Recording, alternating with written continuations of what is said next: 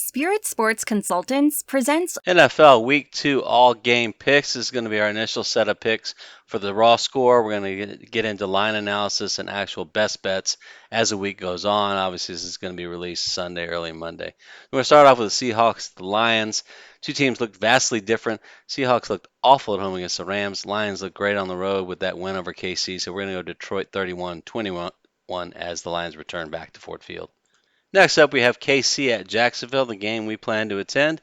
Can KC bounce back from a disappointing kickoff opening game? We believe so. Jacksonville's strong, though, and with a home advantage in Jacksonville being warm in September, we like the Jags here 28-24 in a close one.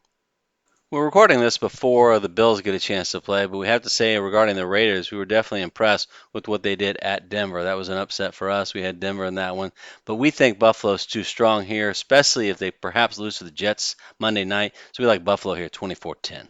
Of all the heavy favorites in Week 1 games, the Minnesota Vikings Tampa Bay gave us the most concern. We never felt they should have been a 7-point favorite, and they proved us right. Eagles looked pretty good at New England, struggled a little bit with some turnovers, but we like them here in a runaway game, 28-14 over the Vikes.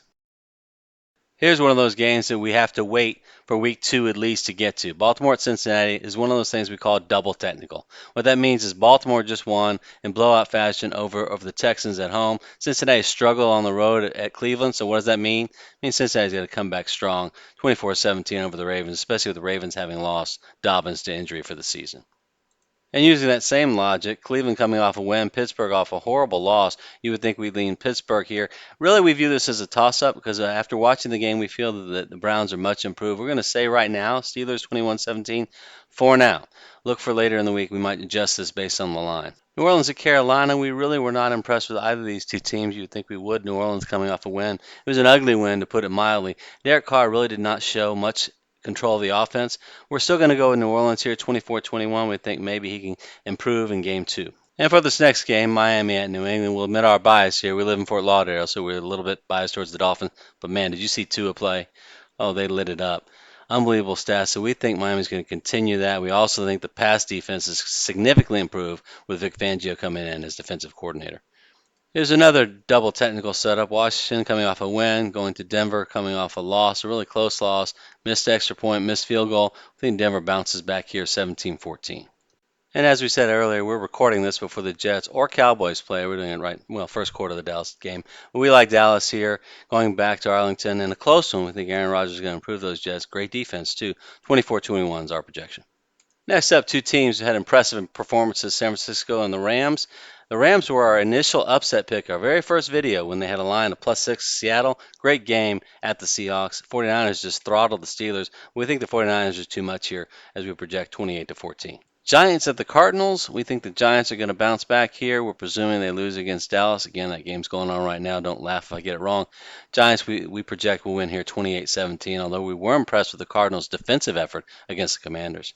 Chargers at the Titans. With two teams coming off a loss, typically you look for the team that's at home. In this case, it would be the Titans. We do feel that the Chargers losing to the Dolphins is really a no big insult. Dolphins put on a phenomenal offensive onslaught, whereas the Saints look like they were at half speed. So we're going to take the Chargers here. We like what Baker Mayfield did, but we really love the Tampa Bay defense against the Viking offense. So we think they're going to continue to slow down opposing offenses. In this case, Justin Fields and the Bears. We like the Bucks 27-17 down in hot, humid Tampa.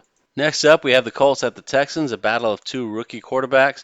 So to me, again, the rule coming off a loss, the team at home.